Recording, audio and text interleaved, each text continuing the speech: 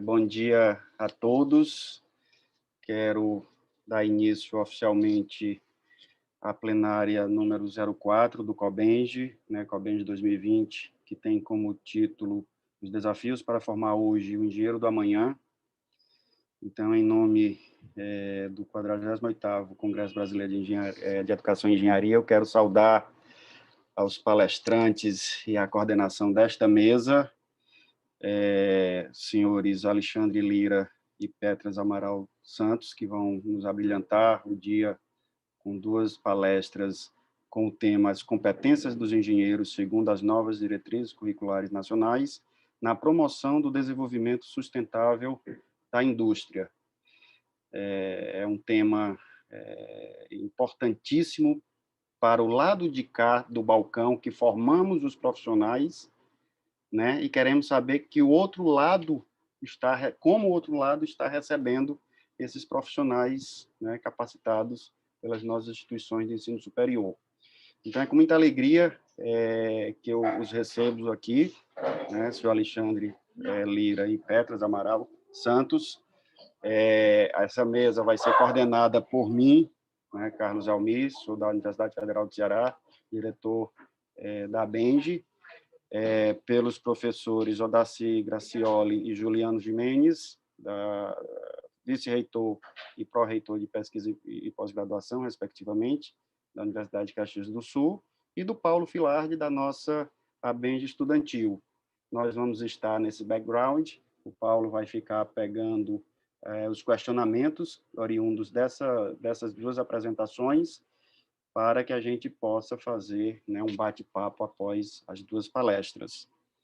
Vamos iniciar, sem mais delongas, né, chamar o senhor Alexandre Lira. Ele é vice-presidente sênior do Grupo Valorec, na América do Sul, que inclui a administração da Joint Venture Valorec Soluções Tubulares do Brasil, além do cargo de diretor-geral, CEO das demais empresas do Grupo Valorec no Brasil desde 2009. Com 25 anos de experiência no setor siderúrgico, é graduado em Engenharia Metalúrgica no Instituto Militar de Engenharia do Rio de Janeiro, IME, mestre em Ciências e Materiais, também no Instituto Militar de Engenharia, e doutor em Metalurgia pela Universidade Técnica de Aachen, Alemanha. Ele é membro do Comitê Executivo do Grupo Valorec, presidiu o Conselho Diretor do Instituto Aço Brasil, de 2016 a 2018, entidade pela qual atua por 11 anos como conselheiro. Satisfação, Alexandre. Espero que você consiga passar para este público aqui, ávido por essas informações, né, sobre essas competências tão necessárias à nossa indústria nacional, principalmente no sentido da inovação. Então, deixo com você esse espaço. Bom, muito obrigado aí, bom dia a todos, muito obrigado, Almir, pela apresentação, pelo convite, ao Vanderly, né? Quero saudar também o Odacir, o Petras, que vai ser colega meu aí nessa plenária, tá? Ao Paulo aí por coletar as perguntas. Tá? Realmente é um prazer para mim estar com vocês aqui e compartilhar um pouco aí de como que a Valorec, vamos dizer, conduz, não, complementa a formação dos nossos engenheiros, né? Recém-saídos da universidade. Na realidade, a gente começa a fazer isso, a gente tinha no passado um programa trainee e chegamos à conclusão que não funcionava, né? Hoje em dia, a gente trabalha muito mais a nível do estagiário, antes mesmo do engenheiro estar formado, tá? A gente tem um grupo de estagiários que a gente chama grupo de estagiários premium, que tem um professor aposentado da Universidade Federal de Minas Gerais que faz o coaching desses estagiários, e eu me reúno com eles a cada 2 meses, tá, para que eles me apresentem os diversos projetos que eles estão trabalhando dentro da empresa, usando ferramentas de Advanced Analytics, Six Sigma, né? E é sempre um prazer que eu tenho encontrar com a garotada lá e ouvir deles, né, como é que está o sucesso no desenvolvimento de cada um dos trabalhos. Eu vou compartilhar minha tela aqui e aí vou mostrar para vocês aqui. Bom, vamos lá. Share. Vocês estão vendo a minha tela? Estamos sim, Alexandre. Então tá ótimo. Bacana. Bom, então, só dando para vocês aqui um panorama do Grupo Valorec aqui no Brasil, tá? Nós somos uma empresa de fabricação de tubos de aço sem costura. O principal mercado nosso é o mercado de óleo e gás. Todos os poços do pré-sal, né, eles são construídos usando os nossos tubos, as nossas conexões entre tubos, e a gente começou a trabalhar exatamente na tecnologia do pré-sal, que todos sabem aí, realmente são poços aí com condições de temperatura, de corrosão, de pressão bem elevadas, né? A Petrobras ela é líder em, vamos dizer, em exploração em águas ultraprofundas no mundo, né? Isso é um orgulho para todos nós brasileiros, e especificamente no caso da Valorec, a gente tem orgulho de participar desde o início, tá? Realmente desse desafio de explorar o pré-sal. A nossa empresa ela começou como Mannesmann, foi o primeiro investimento da Alemanha, de uma empresa alemã, depois da Segunda Guerra Mundial, que o governo brasileiro queria criar a Petrobras e ele percebeu que, para isso, ele precisava de ter fabricação local de tubos de aço. Então, o governo brasileiro convidou a Mannesmann, na época, a se instalar no Brasil, em 1952, antes mesmo de criar a Petrobras. E hoje a gente todas as nossas operações estão em Minas Gerais. Nós temos 2 plantas de fabricação de tubos, uma em Belo Horizonte, que é a planta mais antiga, e outra em Jeceaba, que é uma planta nova, foi inaugurada em 2011. Nós temos uma mina, né, de minério de ferro, e temos uma subsidiária que fabrica, onde a gente faz o plantio, né, de eucalipto, e a partir da madeira do eucalipto a gente produz carvão vegetal, que é o redutor, um biorredutor que nós usamos no nosso processo de redução do minério de ferro e fabricação do aço.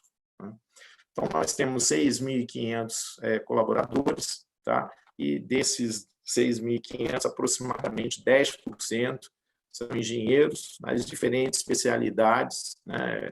Engenheiros metalúrgicos, como eu, controle de automação, mecânicos, etc. Bom, passando aqui para o próximo slide, dando uma panorama, como eu falei, nós temos 2 plantas de fabricação de tubo de aço sem costura, sem solda. Essa é a planta mais nova, que foi inaugurada em 2011, essa aqui é a planta mais antiga, né? E nós temos um processo totalmente integrado, quer dizer, as matérias-primas, que são minério de ferro e o carvão vegetal, que é utilizado para a redução desse minério, eles provêm de subsidiárias nossas do grupo, né? Nós temos uma capacidade aqui no Brasil de 1.150.000 toneladas de tubo, é a maior capacidade do Grupo Valorec no mundo, né? O Grupo Valorec está entre os 3 maiores produtores de tubos de aço sem costura para aplicações de óleo e gás, e dentro, né, do nosso grupo, a maior capacidade instalada, a maior força de trabalho está localizada aqui no Brasil. E, além da parte da fabricação de tubos propriamente dito, a gente tem 2 subsidiárias, essa aqui em Rio das Ostras, no Rio de Janeiro, que fica perto da base offshore da Petrobras, e provê serviços, né, para a Petrobras. Em cada plataforma de petróleo, cada sonda de perfuração, nós temos técnicos nossos que estão embarcados, né, trabalham em regime aí de 12 horas no turno, e a gente acompanha a instalação do nosso produto também nas sondas. E nós temos uma outra subsidiária que fica no Espírito Santo, em Serra, onde a gente aplica revestimentos nos nossos tubos, anticorrosivo e para isolamento térmico, para evitar que o óleo, né, no trajeto entre o fundo do mar e a plataforma, que aquele óleo, por conta da temperatura mais baixa, ele vai, vamos dizer, empelotando, né, e vai prejudicando o fluxo dele. Então, a gente aplica também um revestimento que é prover isolamento térmico, né, para o óleo, de forma que ele chegue com boa fluidez até o FPSO. Bom, na sequência, falando um pouquinho também da nossa subsidiária florestal, a gente tem 22 fazendas, temos 230 mil hectares plantados, sendo que realmente 230 mil hectares é a área total das fazendas. Nós temos praticamente metade dessa área total, ela é área de preservação ambiental, né? Então, como um dos temas aqui, né, que nós estamos tratando é a questão do desenvolvimento sustentável, né? Então, vocês podem ver aqui nessa figura, esses corredores aqui, isso é vegetação natural, e aqui você tem os talhões onde é plantado o eucalipto, né? Então, essa questão de sustentabilidade no nosso processo de fabricação de aço, ele vem desde os anos 60, quando, na época, a Mannesmann, hoje Vallourec, tomou a decisão de usar o biorredutor, né, o carvão vegetal, na fabricação do aço. Tá? Então, essa questão de, vamos dizer, ter a exploração econômica e, ao mesmo tempo, respeitando a biodiversidade do Cerrado Mineiro, isso está no nosso DNA desde os anos 60, antes disso virar um modismo, né?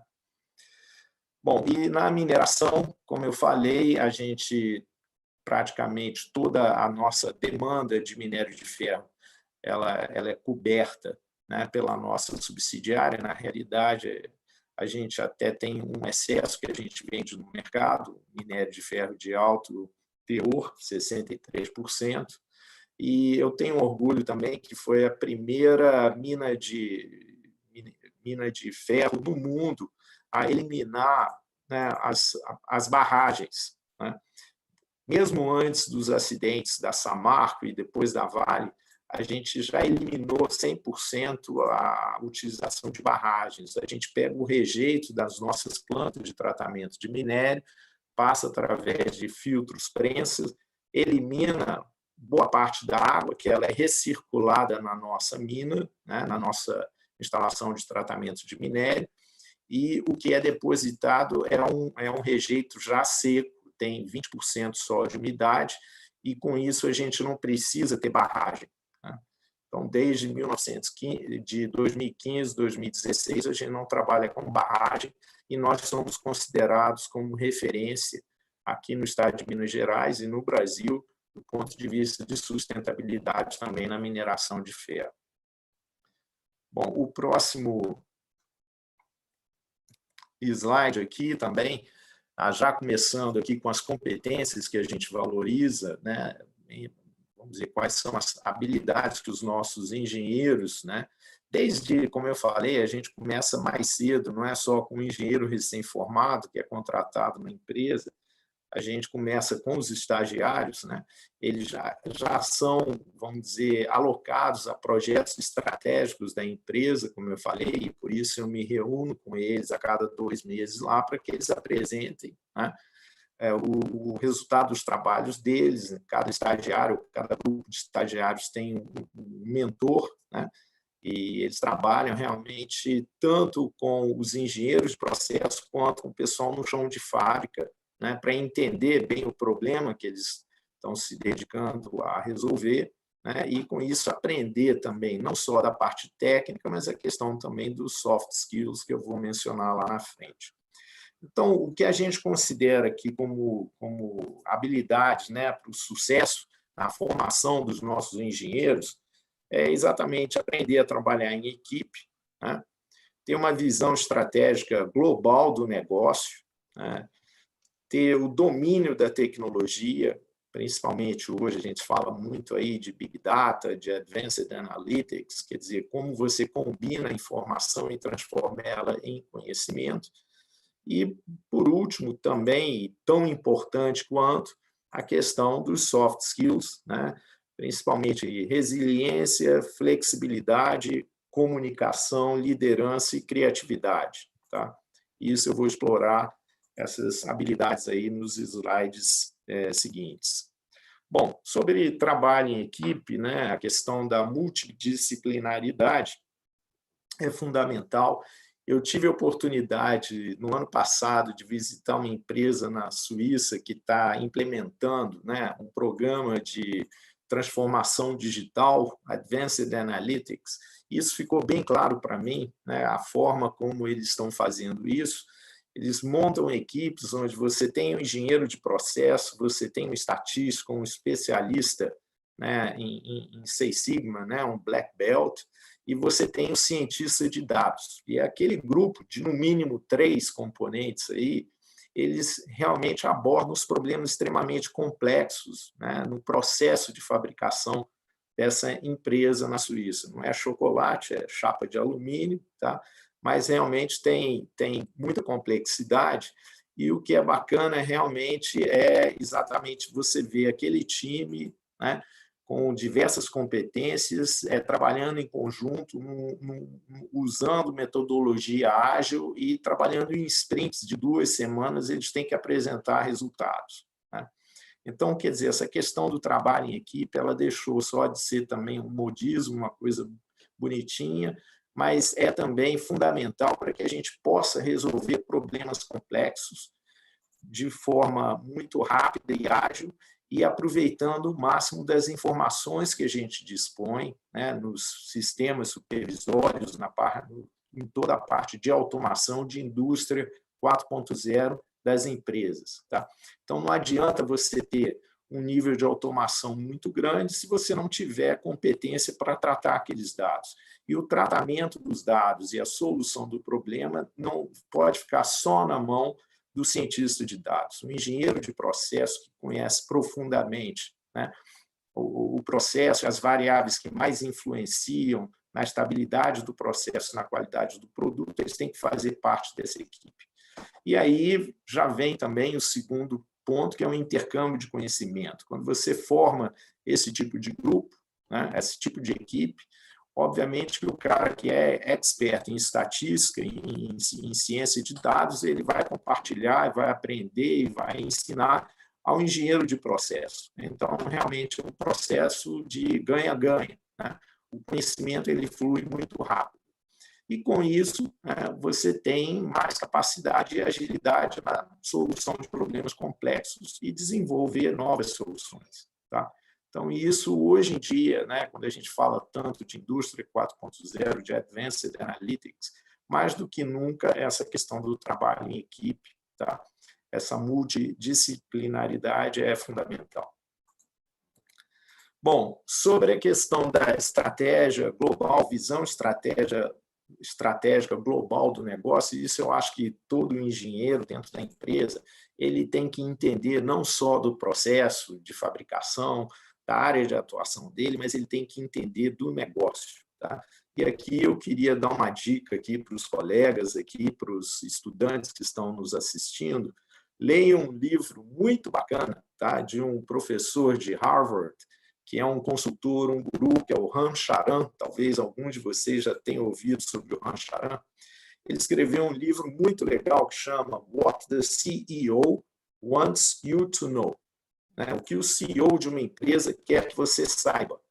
E ele escreveu esse livro exatamente para quem não trabalha na área financeira, mas exatamente para ajudar, né, todos os colaboradores da empresa, seja na operação, seja na parte administrativa, a entender melhor do negócio, entender aquelas métricas, né, que demonstram claramente se a empresa ou uma ONG, né, ou um órgão estatal, se realmente está conseguindo, né, atingir seus objetivos, né, tanto financeiros quanto sociais, no caso de uma ONG. Tá? Então, é um livro muito bacana que eu sugiro, eu recomendo aí a quem está começando a carreira a ler, para já entender, né, um pouquinho o que é importante da visão estratégica, o que um engenheiro que está entrando numa nova empresa, o que ele deve entender do negócio, o que ele deve perguntar, né, e, com isso, aprender também. Né? Então, conhecer e entender o todo do negócio é fundamental.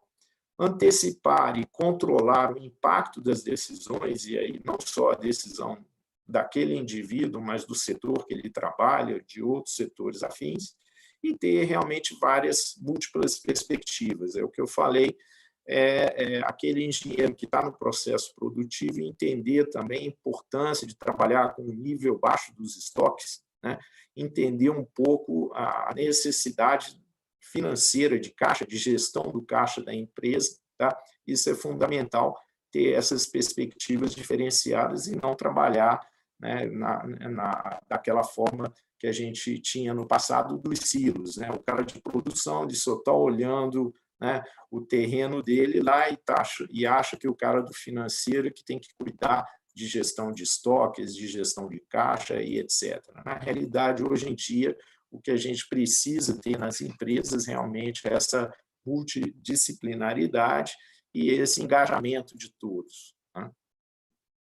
Bom, depois, a questão da tecnologia, domínio da tecnologia, eu já mencionei, não vou me repetir, a questão né, da multidisciplinaridade, você ter o cientista de dados trabalhando junto com o engenheiro de processo, né, junto com o Black Belt, quer dizer, é realmente como fazer isso de forma ágil, né, e realmente, igual a experiência que eu compartilhei com vocês, que eu vi funcionando realmente numa empresa que está implementando essa transformação digital, como é que você faz isso em ondas curtas, né?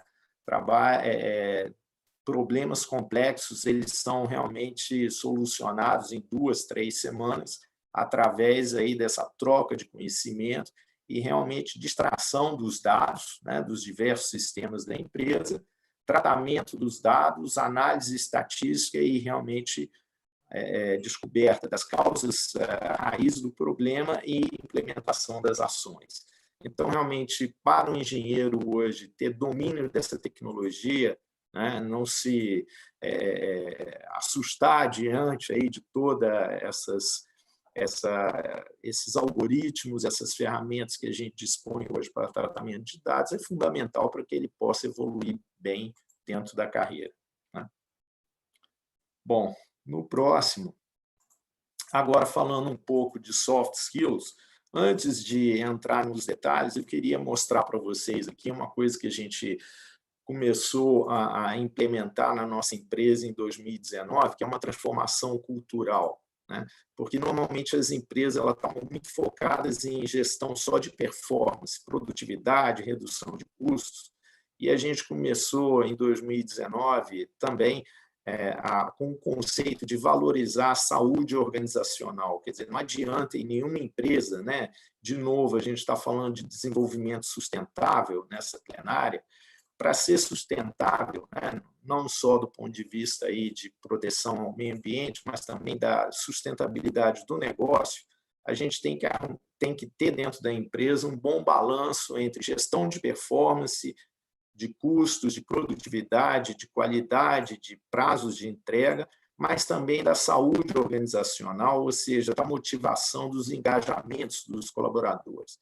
Então, a gente lançou da nossa empresa, é só isso, é uma folha só, né, um slide só, onde que a gente chama que é o nosso mapa cultural, né? Então, a gente fala nesse slide aqui qual é a missão da empresa, eu não vou ler, né, mas está aí na tela. A gente fala quais são as crenças, né, o que a gente valoriza, quais são as crenças, quais são os valores da nossa empresa, né? E quais são os comportamentos que a gente espera, não só dos engenheiros, mas de cada operador, de cada colaborador da área administrativa. Então, a gente tentou sintetizar nesse mapa cultural tudo que realmente importa para nós, né? Seja respeito pelas pessoas, segurança do trabalho, a necessidade de que cada um se sinta como um dono da empresa também, seja protagonista na solução de problemas. Ou seja, essa questão de saúde organizacional, a gente vê que é tão importante quanto a questão foco na performance, né? Se você não tiver as pessoas motivadas e engajadas, se o clima organizacional não for bom, você não consegue garantir a sustentabilidade do seu negócio, tá? Então, por isso, a gente lançou esse mapa cultural. E agora eu volto no slide anterior, quando a gente fala dos soft skills, que, no caso nosso, da Valurec, eles estão muito relacionados com esse mapa cultural. A gente quer desenvolver nas pessoas, né, esse senso aí da resiliência, né, ou seja, não se deixar paralisar pelas dificuldades, né, e nem pelos problemas, tem que ter flexibilidade para pensar, para arrumar novas soluções. A questão da comunicação é fundamental, porque para a gente ter um clima organizacional bom, é preciso que o engenheiro ele esteja também, ele não se sinta melhor, né? nem mais privilegiado do que o cara na operação. É fundamental você ter uma comunicação muito fluida, de igual para igual, entre o engenheiro e o operador no chão de fábrica. Tá? A questão da liderança, principalmente liderança pelo exemplo, né?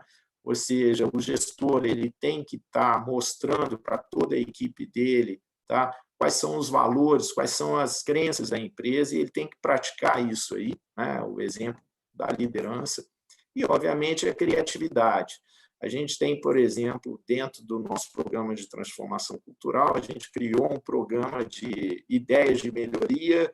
Então, aquele operador de máquina que dá uma ideia que vai melhorar a qualidade ou a condição de segurança, ele ganha pontos que ele pode depois trocar por prêmios. Então, hoje, depois que a gente lançou esse programa, a gente tem um portfólio de mais de 18 mil ideias, aí, pouco mais de um ano, tá? Que foram geradas em todos os níveis da organização, desde o operador até o engenheiro, até o técnico administrativo. Quer dizer, é uma forma, como eu falei, essa questão da saúde organizacional, de você gerar mais engajamento, e aí você consegue mais inovação dentro da empresa. Você escuta melhor o que cada um tem a contribuir para a melhoria do processo dele. E, obviamente, aquelas pessoas são reconhecidas por isso. Além dos prêmios, eu, por exemplo, toda semana eu me reúno, né? Antigamente a gente fazia um café presencial, agora tem que ser uma reunião via Teams. Eu me reúno com 7, 8 pessoas de todos os níveis, seja da florestal, seja da mina, seja um gestor, seja um operador, para exatamente reconhecer, né, aquelas pessoas que estão se destacando, que estão gerando ideias inovadoras, ou que estão representando melhor aquele mapa cultural, aqueles valores da empresa. Tá? E é um prazer para mim realmente interagir com o pessoal, porque a gente sabe que reconhecimento de talento não é só através de prêmio, é através realmente de você, num grupo, você deixar a pessoa falar daquela experiência e você parabenizar ela pelo resultado que ela está atingindo. Tá? Então, essa questão dos soft skills realmente é fundamental, não só a questão de acadêmica, né, e o foco na gestão do processo, mas também na gestão de pessoas. Tá? Então, isso eu acho que é fundamental aí, se a gente quer realmente desenvolver as competências dos nossos engenheiros para que eles possam contribuir cada vez melhor para uma sociedade mais justa e competitiva. Então, gente, agradeço de novo a todos, era isso que eu queria compartilhar com vocês. Obrigado.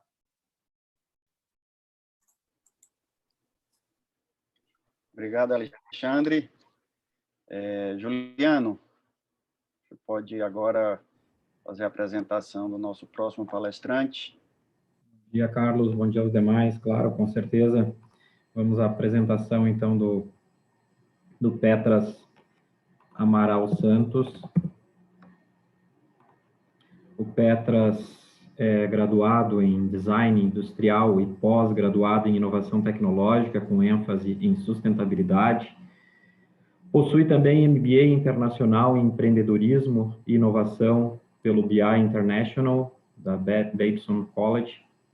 Há 19 anos no Grupo Marco Polo, desenvolveu inovações importantes, como a geração 7 de rodoviários, Viale BRT, entre outros projetos. Criou o Marco Polo Design Center e o Innovation Center em 2012, e atualmente ele é o executivo responsável pela Marco Polo Next, uma divisão do Grupo Marco Polo focada em novos sistemas e serviços de mobilidade. E atuou também como docente universitário na Universidade de Caxias do Sul. Petras, bem-vindo aí, sem dúvidas, será boas considerações para nos auxiliar nessa visão, né, de como o professor Carlos Almir nos colocou inicialmente, quem está do outro lado do balcão, né, os formadores de futuros profissionais que servem à indústria e que devem atuar intensamente na inovação. Então, com a palavra, Petra Santos, por favor. Bom, Juliano, muito obrigado. Agradecer o convite aí da Cobenge, né, o professor aí Carlos Almir, o professor Juliano, saudar os demais painelistas, né, o Alexandre, meu companheiro aqui de painel. Bom, eu vou então iniciar aqui pelo compartilhamento da minha tela. Ok, acho que eu achei aqui. E vocês aí, por favor, me confirmem se está tudo ok aí, né? Perfeito, Petras, tudo ok. Tá bom. Bom, pessoal, então eu vou trazer algumas reflexões aí, né, sobre a questão de soft skills, né, de tudo isso que vem se tornando uma tendência, né.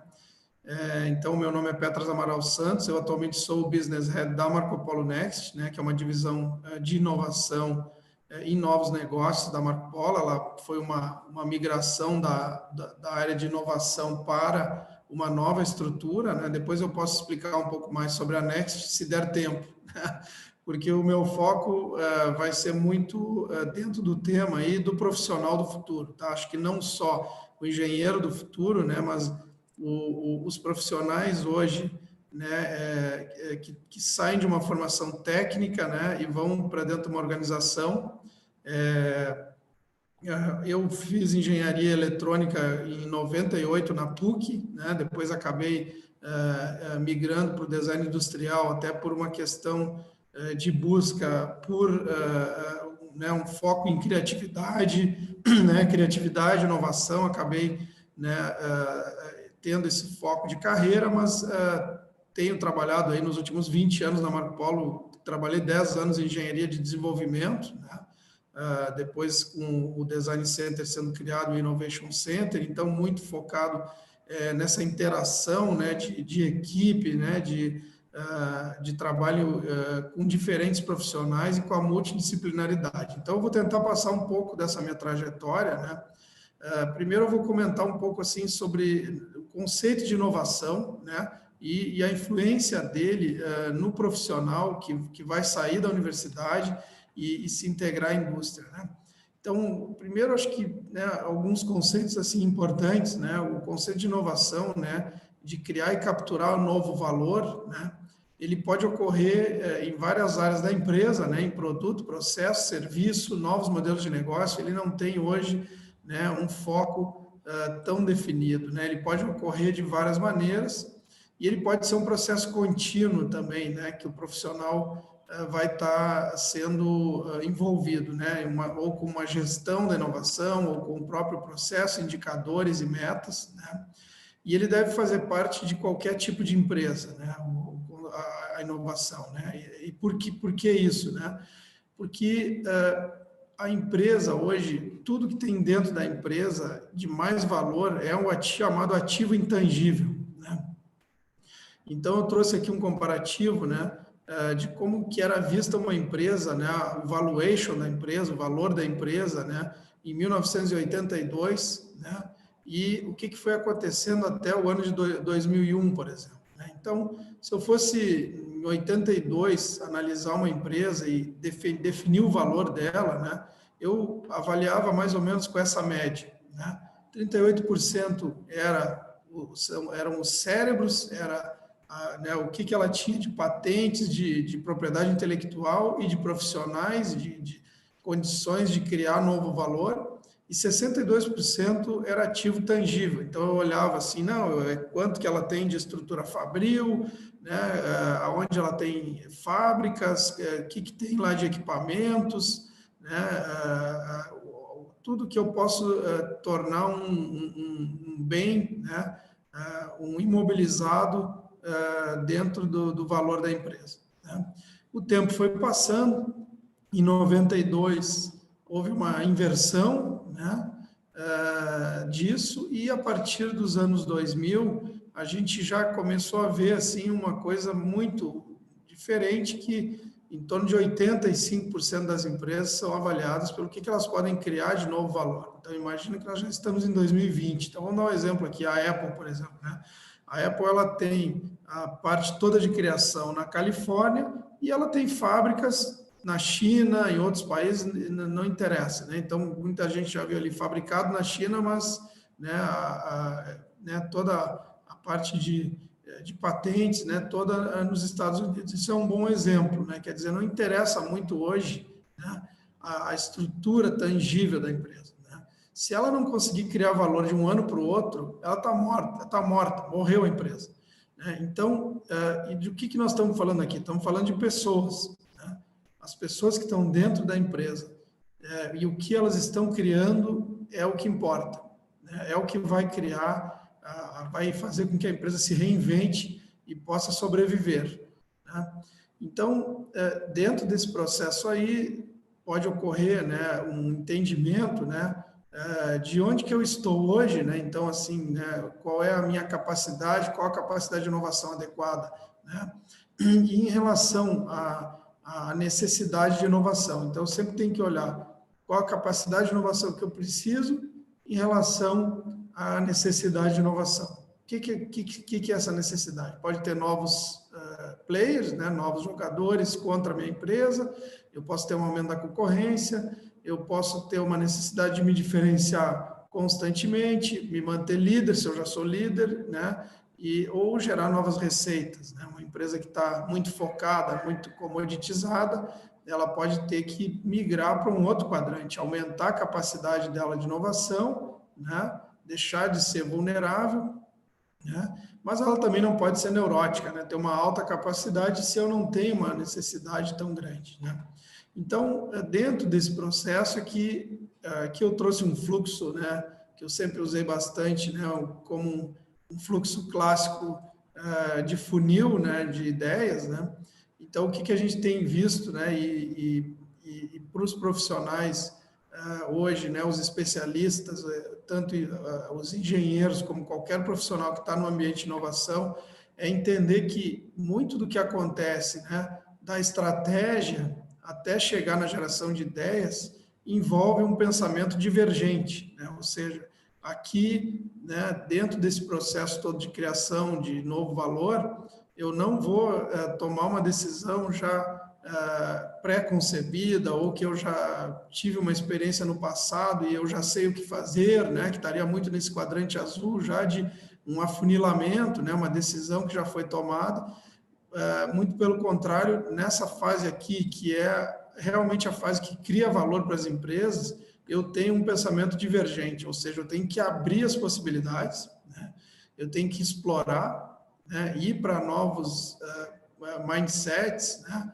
E nessa fase aqui de geração de ideias, eu tenho um ingrediente novo, que é a diversidade, né? Ou seja, a matriz de pensamento, né, não pode ser comum, ela precisa ter várias matrizes para trazer várias possibilidades. E depois eu vou afunilando, eu vou podendo fazer uma criação de um concept, uma concepção, até que eu chego no desenvolvimento e eu implemento aquilo que faz sentido, né, dentro de um produto, de um serviço, o que quer que seja, né? Eu posso ir para um pensamento convergente. Então, o grande desafio para os profissionais é eles entenderem que eles vão ter que trabalhar muito aqui, vai ter muita transpiração, né, para que a gente chegue numa solução de forma que eu vou trabalhar com profissionais de mindsets diferentes do meu aqui. Eu vou trabalhar muito com inovação aberta, né? Todo mundo já conhece bem aí o tema da inovação aberta, ela está exatamente aqui, né? Então, eu posso ter que interagir, né, com várias, em rede, né, com vários profissionais diferentes, inclusive de fora da minha empresa, para que essa ideia vá avançando e vá afunilando, né? Então, eu, por exemplo, né, eu saí de dentro da Marco Polo, hoje eu estou dentro do TecnoUX aqui, né, próximo do professor Juliano, num parque tecnológico, onde a gente entende que aqui é onde faz mais sentido, né, para nós trazer a inovação aberta, integrar a universidade, buscar formas de pensamento diferentes daquilo que estava lá dentro da indústria. É um exemplo, né? Outro ponto importante, né, que geralmente, né, a pesquisa já vai mostrar que tem muitos os chamados lead users, né, o próprio usuário já está definindo uma forma de uso que eu não pensei dentro da minha indústria, né? Então, já existem movimentos do próprio consumidor, né, de comportamento que vão alavancar as ideias, né? Então, o comportamento hoje é a maior alavanca para as ideias e não a própria tecnologia em si. A tecnologia ela é uma ferramenta, né? Ela é uma integração de conhecimento, né? E que faz com que eu leve um produto e um serviço de uma forma X para o mercado. Mas o que alavanca a mudança é o comportamento do cliente, do consumidor, e isso a gente tem que estar muito atento, né? É ali que vai se decidir, muitas vezes, o sucesso, né? Então, dentro desse processo, né, a gente tem saído, assim, né, de uma criação livre, tanto do engenheiro, né, como do profissional que vai se incumbir, né, de levar uma nova solução para o mercado, né, que ela era mais individual no passado, né, e ela envolvia já um desenvolvimento, né, tudo muito já num foco de especialidade, né, então a gente tem vindo mais para baixo aqui, né, onde o coletivo passa a ser importante, né, a fase de exploração é importante para se chegar no desenvolvimento, né? Então, aqui eu tenho a influência, né, do meio externo, né, do Open Innovation, do crowdsourcing. Eu tenho que fazer mais brainstorming, eu tenho que co-criar mais. Então, essa co-criação, ela não é fácil, mas ela mostra que o que está tendo mais sucesso hoje, em termos de metodologia, é trabalhar dessa forma do que eu tentar ser um indivíduo isolado disso, né? Não ter essa visão né, de vários pontos de vista diferentes para mim levar uma solução para o mercado. Tá? Então, dentro dessa tendência, né? E aí vem uma questão também das organizações, das empresas, né?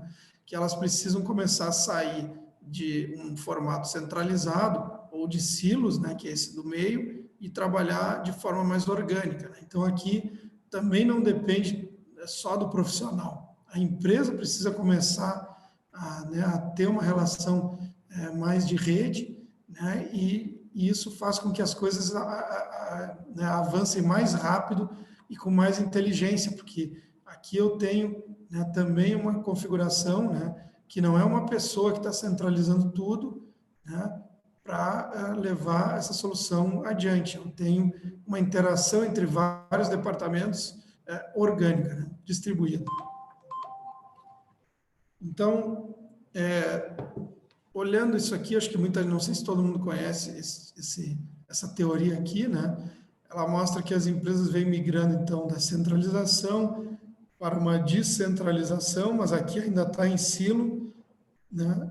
Mas o ideal seria trabalhar em rede distribuída, né?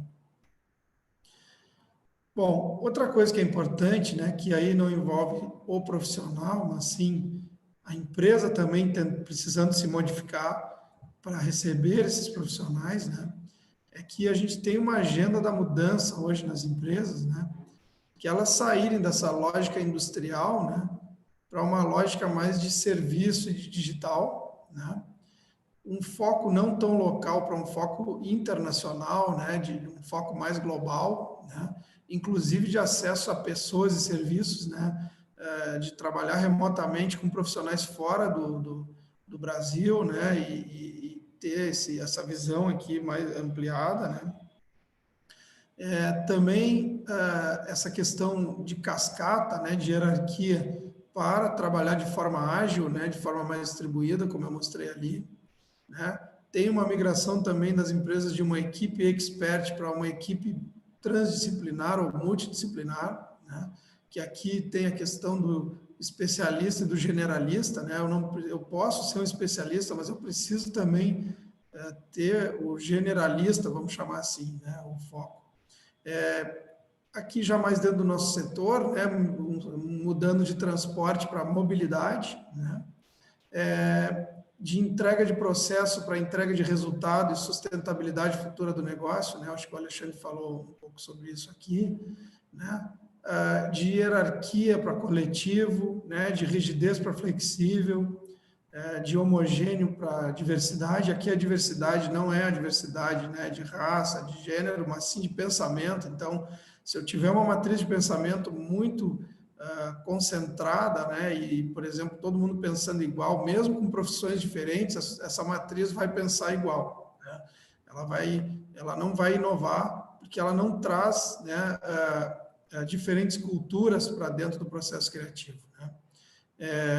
E, enfim, né, de suprimento, de tratar o fornecedor só como um fornecedor para né, ter uma estrutura de logística e tecnologia, né? E uma coisa que é muito importante, né, o profissional não né, se criar uma barreira e dizer, não é comigo, né? Mas ir sair desse não é comigo para deixa que eu resolvo, né? Porque o problema é da empresa, não é que ele tenha que pensar só no setor dele, né? Ele tem que sair né? Não é, esse assunto aí é do outro departamento. Não, deixa que eu resolvo. Eu vou me juntar com esse outro departamento para achar uma solução, tá? Então, aqui a gente vê que tem que ter uma mudança tanto do profissional quanto da empresa. É um todo, né? Aqui é um exemplo interessante dessa matriz, né, a matriz de pensamento, né? Isso aqui a gente pegou a composição da Google X, né, que mesmo a Google, que se diz uma empresa inovadora, ela tem uma divisão de inovação, que é a Google X, né? No caso, nós criamos a Marco Polo Next também nesse sentido, né? Ok, a empresa é inovadora, mas ela precisa ter, né, uma área que vai pensar, né, na diversificação, no core business do futuro. E, então, vejam aqui que, né, ela, apesar de ter uma concentração, né, nos Estados Unidos, né, já há uma tentativa de trazer profissionais ou trabalhar com profissionais remotamente em outros países, né, a diversidade também dentro das funções, né, engenheiro, desenvolvimento de negócios, 73 pessoas, né, 67 em pesquisa, 49, né, programação e projeto, 47 TI, 37 operação, recursos humanos, outros, né? E depois as formações, né, ciência da computação, engenharia mecânica, engenharia eletrônica, mecatrônica, física, matemática, engenharia de computação, né, e eletrônica. Então, não só essa diversidade da formação, mas de funções e de matrizes de pensamento diferentes é importante, né? Então, vamos passar mais um aqui.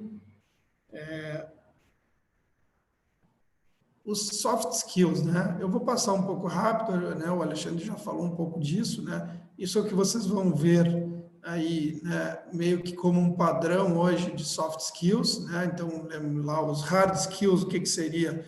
São as competências mais de gestão, números, né?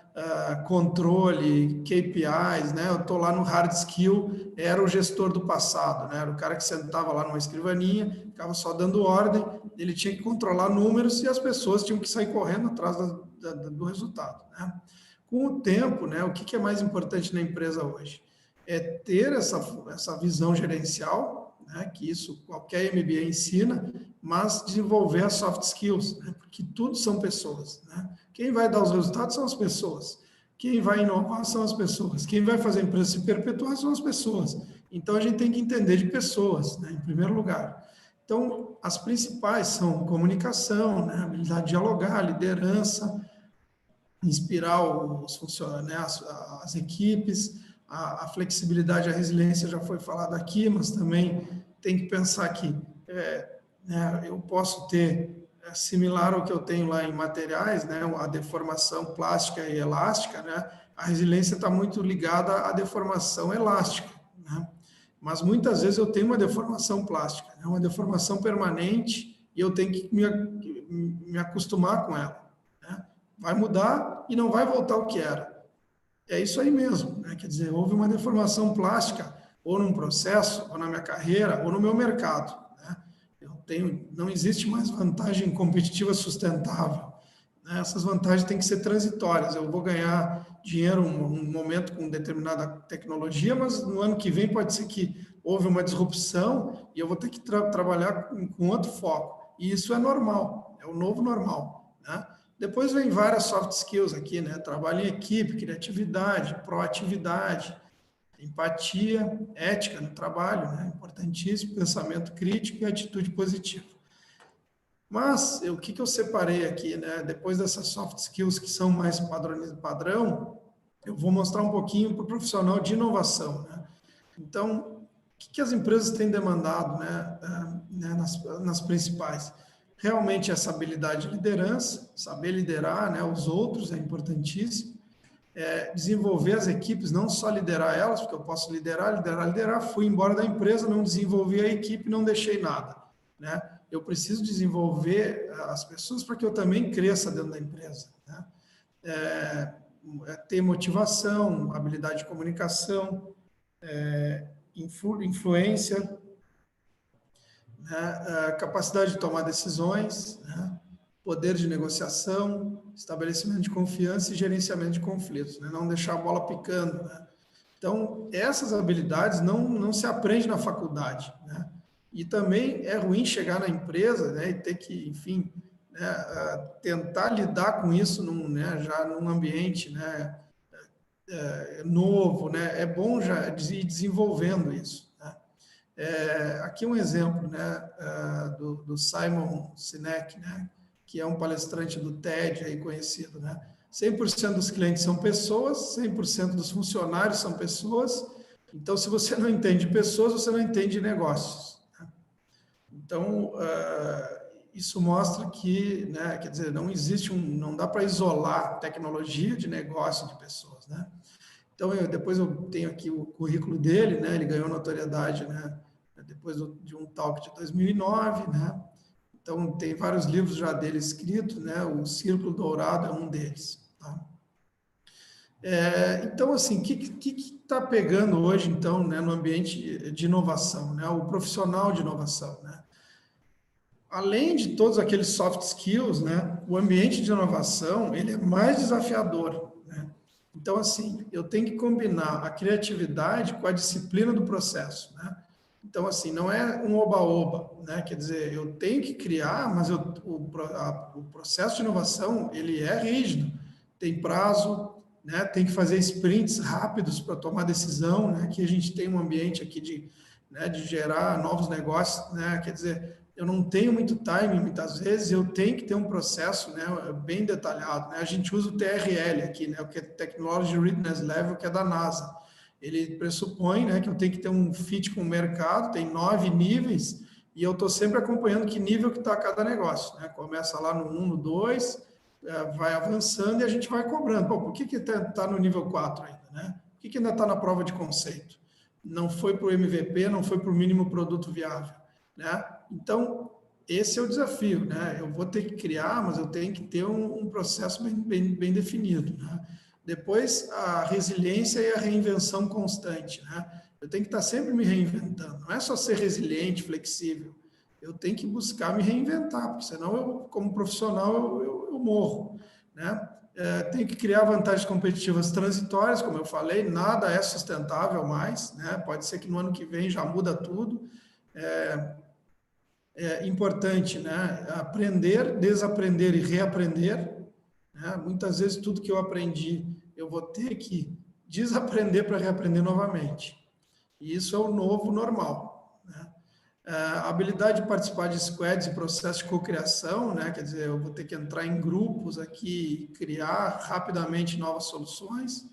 Trabalhar com metodologia ágil, né, com Agile, já é bom, né, o profissional já ir começando a entender o que é Agile, o que é ágil, vai fazendo curso já, porque é isso que vai dar a batida, que é o multidisciplinar aqui, né? Eu tenho lá um PO, que muitas vezes é uma pessoa que ele muda, né, não é o chefe, né? Então eu posso ter lideranças transitórias, botar uma pessoa para liderar uma equipe que não é o líder, o chefe do setor, e outras vezes eu vou ser o líder, e muitas vezes eu vou me juntar com empresas, com pessoas de diferentes áreas da empresa, né?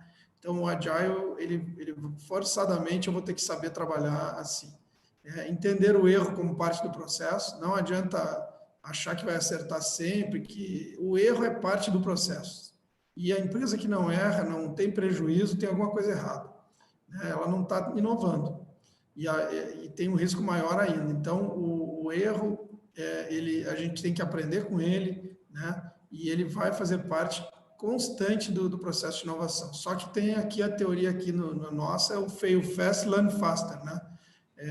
Falhar rápido, né? E aprender mais rápido ainda. Então, tenho que errar de forma rápida para mim poder criar uma nova solução no meio do caminho e avançar.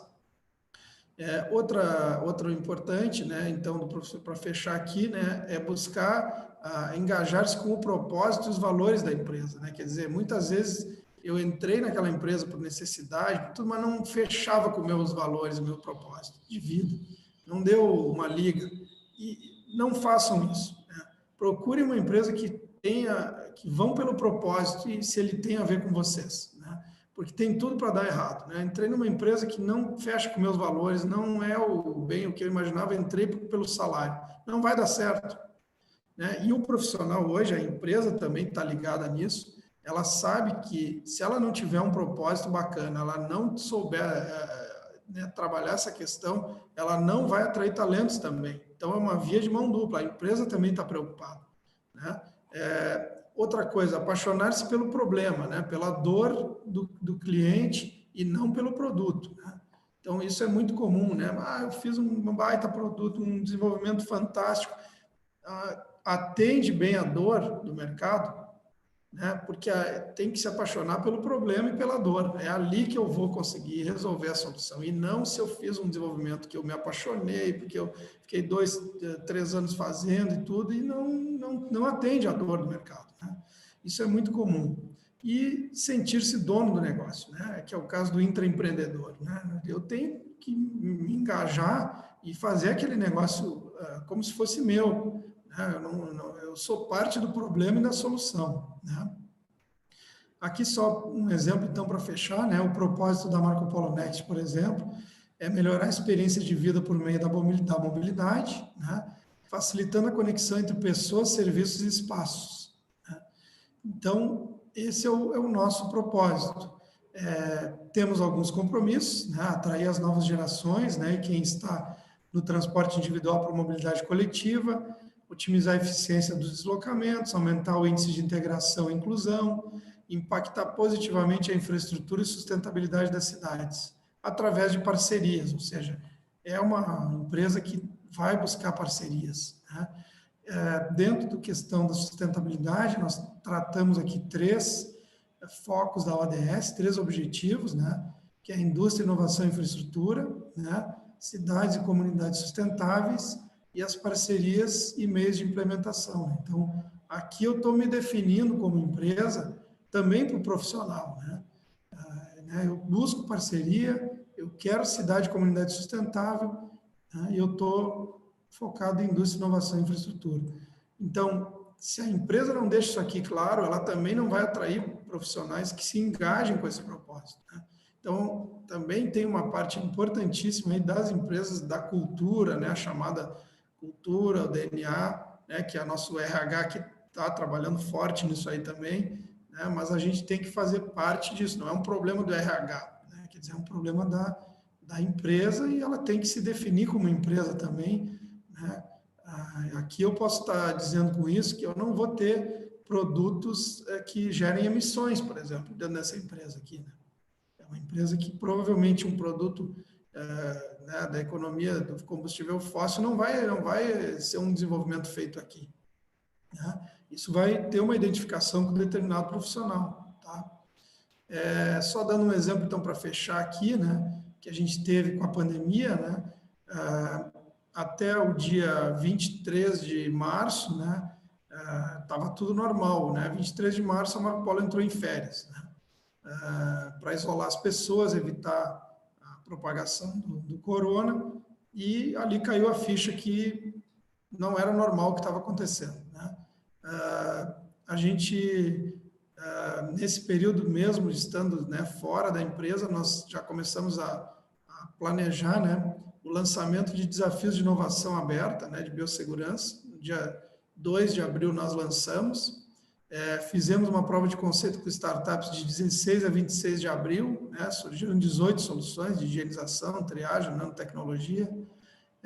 No dia 29 de abril a 20 de maio, nós fizemos o MVP já com um cliente, né, da Marco Polo, da Ouro e Prata, né, e em 21 de maio, né, nós já tínhamos um primeiro negócio já sinalizado para fechamento e já estávamos no mercado, né, com uma solução de desinfecção por nanotecnologia com uma startup parceira, com MOU assinado, com tudo definido já como atuar no mercado, já como um novo negócio, né? Então, isso aqui é um exemplo de que até aquele 23 de março estava tudo normal, ninguém pensava nisso aqui, né? Ninguém imaginava nem fazer novos negócios nesse sentido ou que a gente precisasse, né? Então, aqui mostra que a reinvenção, a saber se adaptar né, a novos desafios e não só enxergar aquilo que eu já sei fazer, né? Eu preciso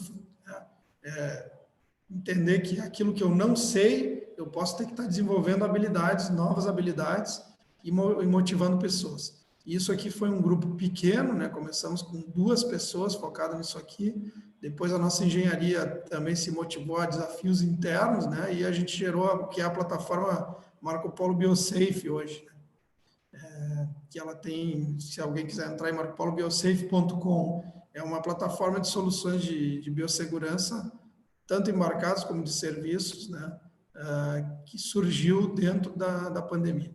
Tá?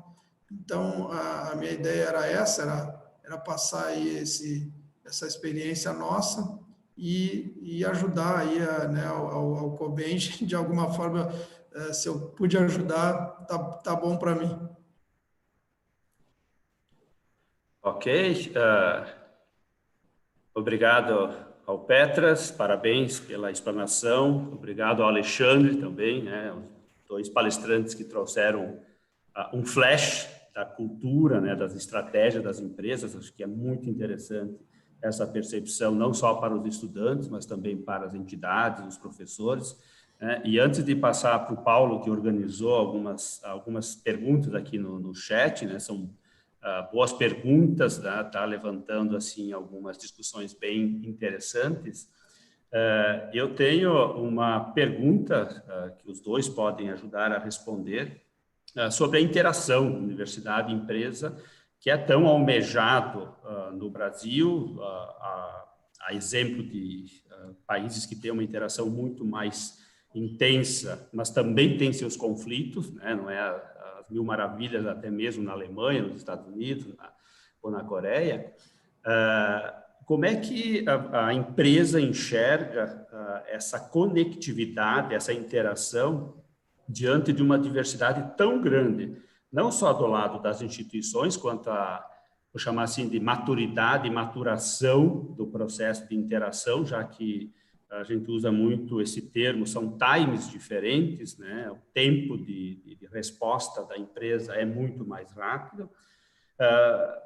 Apesar de que o que bom que muitas instituições já estão respondendo de forma bastante rápida, né, em termos de soluções para as empresas, de interações, mas a questão é da intensidade, né, da escalabilidade dessas interações, por um lado da universidade e, por outro lado, também da empresa entender qual é o papel efetivamente da formação do estudante, que não é da prestação de serviço propriamente para a empresa, né? Então, como é que a empresa enxerga como este processo pode melhorar de forma que a gente consiga atingir a intensidade e a escalabilidade ampla como nos países de primeiro mundo. E aí acho que começamos por ordem alfabética de novo aqui. Alexandre, depois o Petras, depois o Paulo pode assumir aí as questões do chat. Obrigado. Bom, obrigado aí, Odacir. No nosso caso específico da Valorec, a gente trabalha com as universidades muito também, igual o Petras deu o exemplo, os desafios de inovação, né? Quer dizer, a gente vai nas universidades, visita os diferentes departamentos e, vamos dizer, incentiva os professores e os estudantes a participarem desses desafios. A outra forma é a empresa tem que, vamos dizer, ser flexível nos horários de trabalho, né, com os estudantes. Então, a gente criou há pouco tempo na Valurec o conceito do Green Collar. Você tem, normalmente, numa empresa, você tem o white collar, né, que é o colarinho branco, é o mensalista, é o engenheiro, o administrador. Você tem o blue collar, que é o operário. Aí a gente criou o conceito do green collar, exatamente no conceito o que a nova geração, os millennials, né, o que esse pessoal quer? Eles querem, primeiro, trabalhar numa empresa que os valores dela, né, estejam associados com o valor daquela pessoa. Às vezes, aquele estudante, né, ou depois já até graduado, ele não quer trabalhar direto, 8 horas por dia, entendeu? Ele quer trabalhar em projetos, ele quer ser desafiado, né? Então, a gente criou o conceito do Green Collar, que, né, quer dizer que, às vezes, aquele recém-formado, ou mesmo estagiário, ele trabalha por hora, ele é pago por hora, por projeto, entendeu? E a gente não fica muito naquela paranoia, eu estou perdendo um talento, o cara terminou o projeto, saiu da empresa e eu fico com aquela sensação de perda. Então, a ideia do Green Collar é o seguinte, tá bom, então vamos reter, vamos atrair outro. O papel nosso de empresa é estar atraindo talentos, formando talentos e devolvendo para o mercado, se for o caso. Você não pode ficar naquele posição egoísta, mas eu treinei o cara e, tanto tempo, não sei o quê, agora ele está saindo para outra empresa, às vezes até para um concorrente. Não, você tem que olhar o copo meio cheio. É uma oportunidade que eu tenho de atrair novos, né? E é aquela questão também que o Petras falou da diversidade, tá? Então, eu acho que a grande contribuição, primeiro, é envolver a universidade, os estudantes, no processo de inovação, através desses desafios, sendo flexível, dando oportunidade para o pessoal conciliar bem, vamos dizer, a parte acadêmica com também o aprendizado dentro da indústria, e exatamente essa mentalidade não egoísta de que você está fazendo um papel lá de treinar pessoas e se formou e o cara saiu, você vai ter que botar o outro no lugar. Tá? Era isso.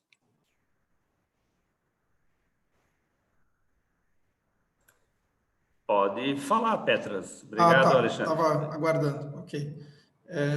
Bom, eu acho que eu já lecionei na UX também, já tive do outro lado, né?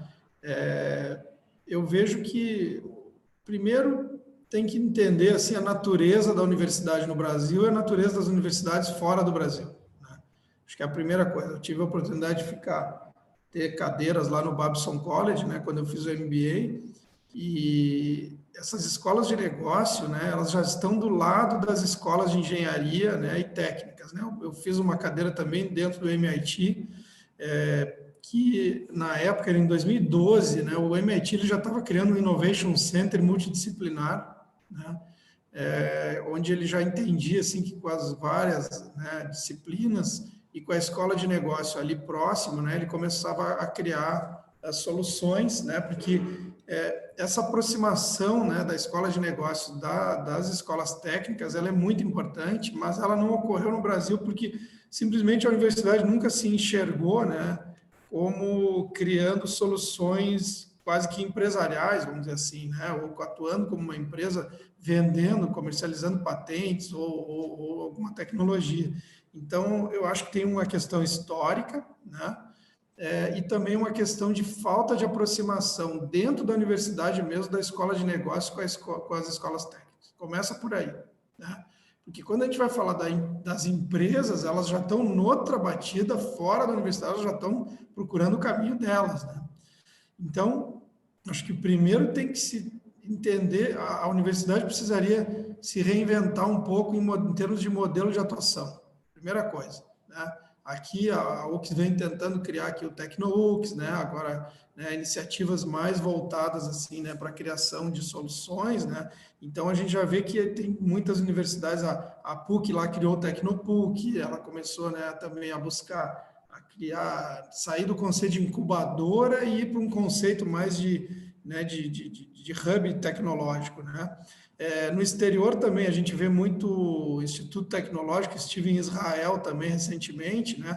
As grandes empresas americanas, assim, Google, Dell, né? Geralmente elas estão dentro das universidades, dentro dos parques tecnológicos, né? Então, nós, por exemplo, aqui, a Marco Polo Next está dentro de uma universidade, né?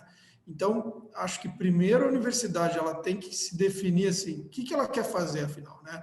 Então, ela tem uma parte de pesquisa básica, uma parte de pesquisa aplicada, e ela também pode começar a oferecer soluções mais próximas do mercado. Talvez aí está o que eu estou falando da universidade se definir como atuação. E depois, eu acho que essa conexão com as empresas ela é meio que natural, né? Vamos dizer assim, a empresa ela vai também se atrair por ter uma parte dela dentro da universidade, desde que ali tenha sentido para a empresa, né?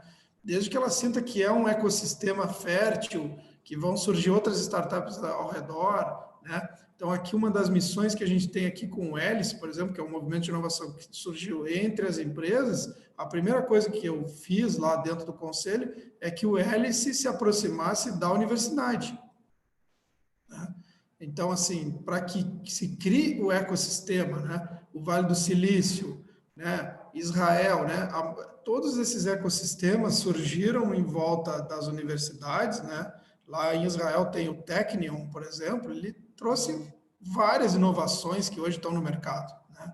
Mas ele conseguiu fazer o fluxo, né? Quer dizer, ele já tem um funding ali próximo, existe já todo um ecossistema preparado para aquilo ali, né? Então, eu acho que a gente, no Brasil, a gente meio que se desagregou, assim, as coisas estão muito separadas, as ações estão muito isoladas, né? Então, primeiro, penso que tem que se pensar assim, primeiro, o que a gente quer? Né? Qual que vai ser o papel de cada um, os escopos de da universidade, da indústria, e aí começa a surgir ali dentro, então, processos, né, de ecossistema, de atuação para levar soluções para o mercado, senão a solução não chega na ponta, né? Não vem para o mercado. Ok, obrigado. Desculpa, eu não perguntei se o Juliano, além de fazer um merchandising aí agora com uma xícara de café, né, Juliano, se quer fazer alguma pergunta, ou o professor Carlos Almir também, antes de passar para o Paulo, e aí depois o Paulo pode assumir para não perdermos tempo. Obrigado.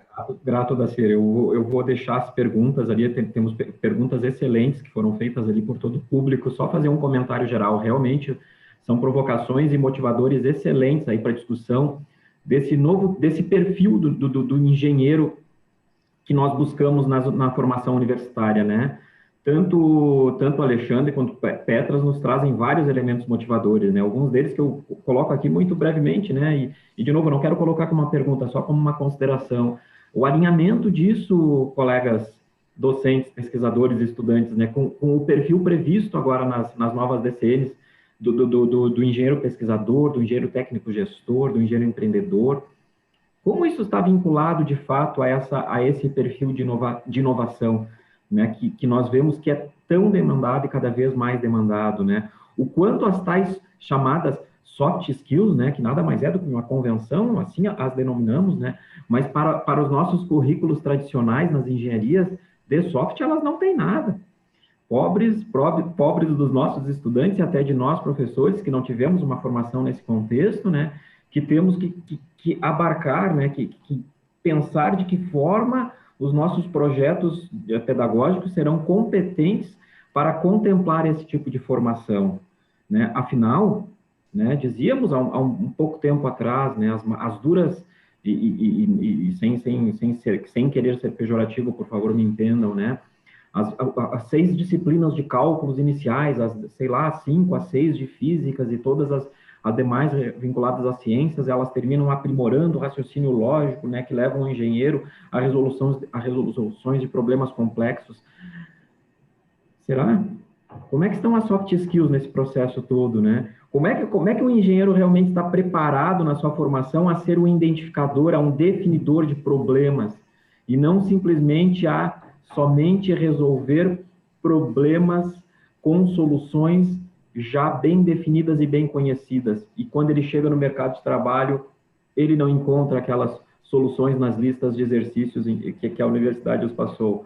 Meu Deus, temos um borbulhão aí de situações e considerações, eu não tenho dúvida, já mais uma vez cumprimentando o Alexandre e o Petras aqui, que o que vocês trazem são de muito valor para provocar exatamente esse contexto aqui da associação da nossa BENGE, né, a contribuir em repensar em como articular esses perfis previstos pelas novas DCNs, esse novo profissional, né, será que ele é tão novo assim? Será que ele, de quanto tempo essa novidade com relação ao engenheiro ter que ter essa condição de estar atento à inovação já está posta no mercado, né? Enfim, não quero deixar isso como uma pergunta, somente como uma reflexão, porque eu tenho certeza ali o Paulo vai apresentar as perguntas que surgiram dos colegas aí que estão assistindo e que são excelentes. Grato desde já.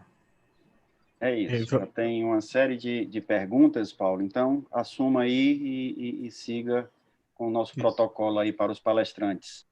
E pegando já o gancho nessa introdução que o Juliano fez, parabenizando primeiro ao Alexandre e ao Petras.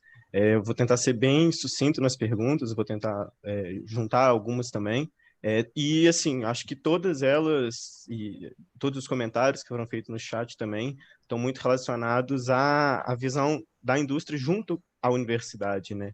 No que tange tanto a formação dos docentes quanto a formação dos discentes. Então, eu vou começar com duas já.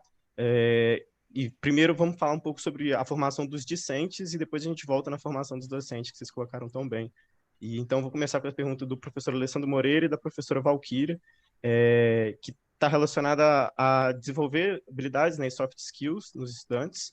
Então, ele quer saber como que é fundamental, né, desenvolver no corpo docente e quem que vai ensinar as pessoas que ensinam a educar, né? Como que a experiência na indústria pode fazer parte da proposta pedagógica para a formação dos engenheiros, de forma bem prática, e a professora Valquíria, ela já até deu um exemplo que eu queria que vocês comentassem, se conhecerem, que é a iniciativa CDIO, das escolas de engenharia, que prevê que os professores de engenharia, que são professores em tempo integral, voltem para um estágio nas indústrias. E o que vocês acham disso? Se haveria espaço nas empresas para esses estágios de professores de engenharia?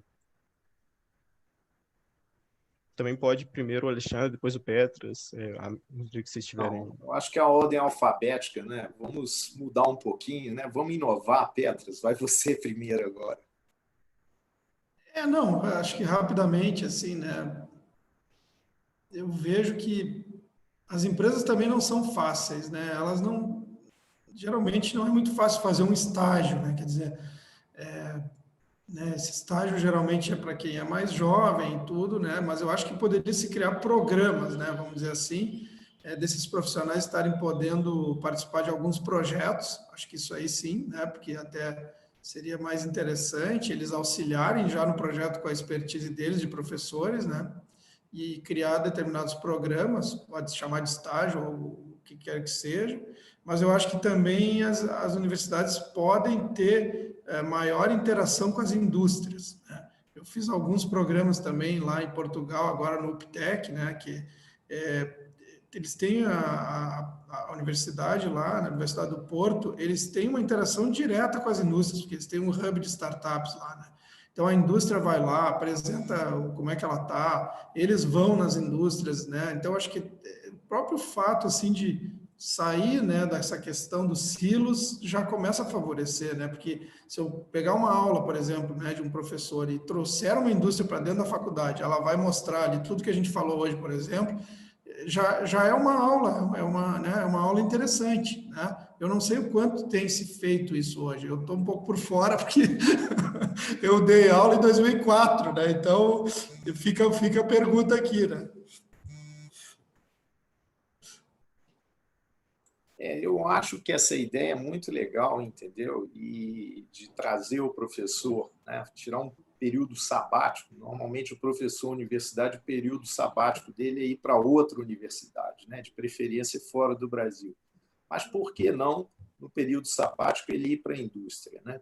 Aqui a gente tem, em Minas Gerais, a gente tem um trabalho muito, muito rico com a Universidade Federal aqui.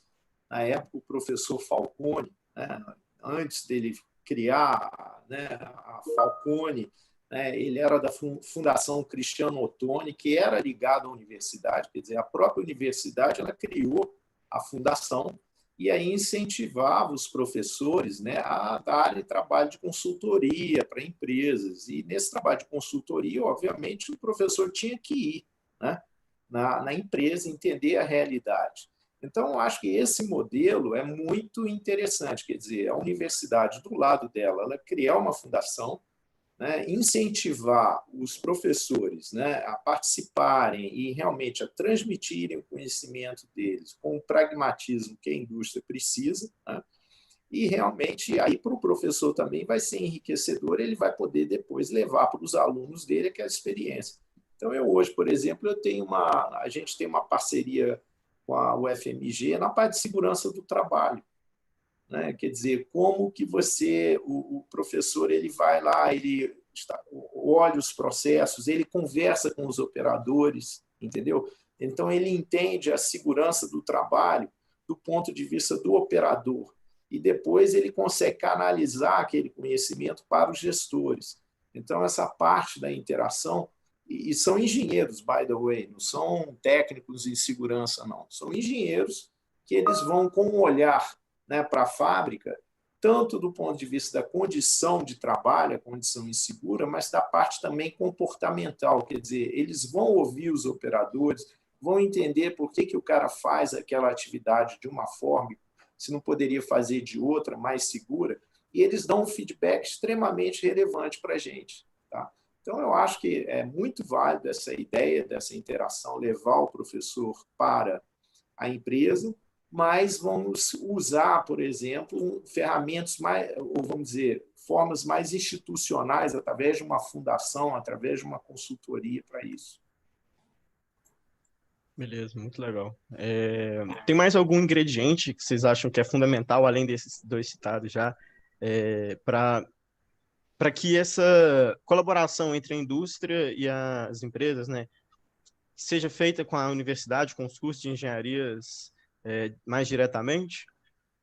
A professora Diana Mesquita queria saber. Bom, eu posso falar rapidamente aqui. Por exemplo, a gente está lá no Rio, a gente está naquele parque tecnológico da UFRJ, né, que o âncora ali é o CEMPES, é o Centro de Pesquisa da Petrobras. Né? Então, a gente tem um espaço muito legal lá. O que a gente faz normalmente? A gente convida, faz eventos, né, como esse aqui, convida os professores da UFRJ, os pesquisadores da Petrobras e de outras empresas também que estão no parque tecnológico. Então, você fazia uma rodada, por exemplo, a temas assim mais genéricos, nanotecnologia. Então, você convida o expert lá em nanotecnologia da Petrobras, da UFRJ, das empresas que estão no parque tecnológico, para você discutir sobre aplicações, entendeu? Quer dizer, eu acho que é um papel da empresa também, né? A universidade faz muito isso, mas eu acho que a empresa também pode fazer, definir alguns temas e ceder o espaço que ela tem no parque tecnológico. É o nosso caso lá, a gente tem um auditório muito legal, convida, né, as pessoas, às vezes até faz uma degustação de vinho, tem uma exposição de obra de arte, para não ficar um negócio também, como a gente falou, a gente quer desenvolver soft skills, então não pode ser 100% bitolado, tem que ter alguma coisa também a mais, além da troca do conhecimento, alguma experiência bacana, pode ser de vinho, pode ser de cultura, de arte, para quem está participando daquele evento. Com isso, você aproxima mais a empresa da universidade e a empresa de outras empresas para criar um ecossistema. Muito legal. Acho que é muito trabalhar essa questão das soft skills mesmo, e está totalmente relacionado com as novas diretrizes, né? E agora já vindo um pouco mais na visão do estudante, né, desse engenheiro recém-formado, o Marcos perguntou qual que é o maior problema, assim, quais são as maiores gaps, maiores dificuldades que esses engenheiros recém-formados que estão entrando na indústria estão apresentando, e como trabalhar um pouco para tentar suprir isso, assim, em primeiro momento, né, o que é o mais urgente e como que a gente vai atuar nisso logo de cara. Ele falou que era para os dois palestrantes, pode ser o Petras primeiro e depois o Alexandre, então. Eu acho que até deixo mais também ver a opinião do Alexandre, mas assim, nossa equipe é bem multidisciplinar, né? Nós temos a parte da Next Mobility, né, nós temos em torno de 6 engenheiros. Aqui, na parte de serviços e sistemas, já são pessoas com formação em administração de empresa, né, tecnólogo, tem um designer,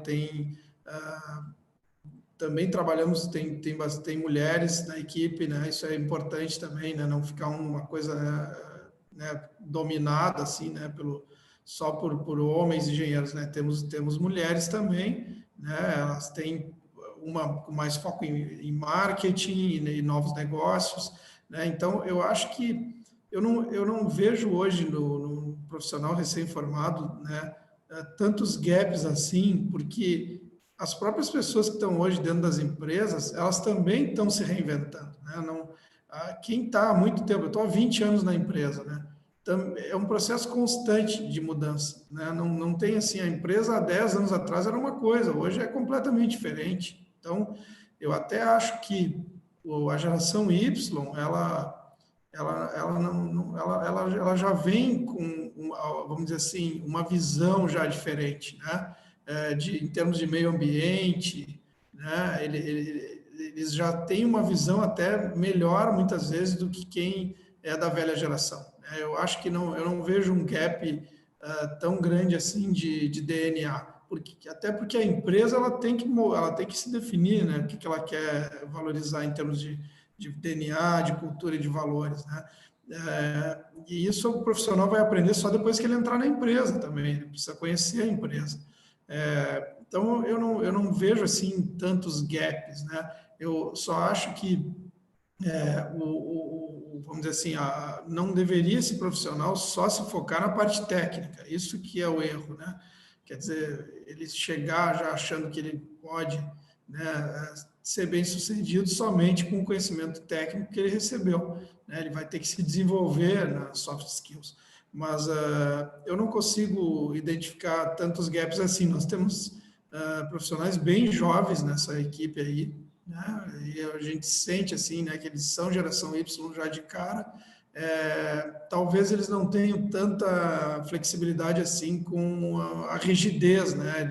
Eu tenho 2 filhos também e já sei bem como é que é. Esse profissional mais jovem, ele não aceita coisas do passado, assim, tipo determinação, ordens, né? Quer dizer, ele já é muito mais de uma interação mais né, tranquila, mais sincera, né? Ele valoriza outras coisas que daí talvez é o profissional mais velho que tem que aprender a trabalhar com ele, né? Então tem que tomar cuidado com isso, porque a gente sempre questiona, mas está entrando jovem, esse jovem tem que se adaptar à empresa, será que é isso ou é a empresa que tem que entender a cabeça desse jovem, né? Então eu só recomendaria que esse profissional, claro, não viesse só com um arcabouço técnico, né? Que ele já viesse com um mindset já preparado para trabalhar em equipe, tudo isso que a gente falou aqui, né? Legal. O que você pensa sobre, Alexandre? Eu concordo também com o que o Petras falou. Eu acho que na época, né, dos famosos programas trainee, lá nos anos 2000, início dos anos 2000, a gente tinha realmente dificuldade, porque o pessoal chegava recém-formado, ia trabalhar na empresa, cheio de planos e tudo mais. Depois de 1, 2 anos, o cara já queria ser gerente, depois de 3 anos, ele já queria ser diretor, né? Então, do lado da empresa, a gente viu, olha, não dá para trabalhar desse jeito. Então, em vez de programa trainee, vamos focar nos nossos estagiários, que é o que eu te falei. A gente trabalha com estagiário e dá para eles problemas reais para eles resolverem. Eles têm essa interação comigo, com a auto-administração da empresa, para apresentar os trabalhos deles. A gente a empresa ajuda também a eles participarem de congresso internacional. Todo ano tem o congresso do American Iron Steel Institute. Então, a gente incentiva os estudantes e damos contribuição, né, para eles irem no congresso, normalmente é em Pittsburgh. Então, para eles apresentarem os papers deles, os painéis dele, quer dizer, mostrar também que a gente quer que o pessoal realmente a questão do reconhecimento, que eles não sejam só reconhecidos dentro da empresa, mas que eles tenham também uma exposição internacional como estagiário, né? E aquilo que o Petras falou também, quer dizer, eu acho que a empresa tem que se adaptar à nova geração. Por isso que a gente criou o Green Collar, né? É exatamente por que eu preciso enquadrar o jovem engenheiro, ele vai ser um white collar, engenheiro 1 recém-formado. Pô, mas se o cara quer trabalhar por projeto e depois de 6 meses, de repente, terminou aquele projeto, ele quer voltar para a universidade, quer fazer um mestrado ou quer ir para uma startup, tudo bem, né? Enquanto ele estiver com a gente, naqueles 6 meses, vamos trabalhar intensamente, vamos dar incentivo para ele produzir, né? Então, a gente criou essa categoria nova lá, a empresa se adaptando à nova geração, à nova forma de pensar, mais flexível. Tá? Então, eu diria que hoje em dia a gente não tem mais dificuldade, tá? E não tem grandes gaps. Por quê? Porque a gente começa mais cedo no estagiário e todos os projetos que os estagiários conduzem, a gente expõe muito a eles, aos operadores, ao chão de fábrica.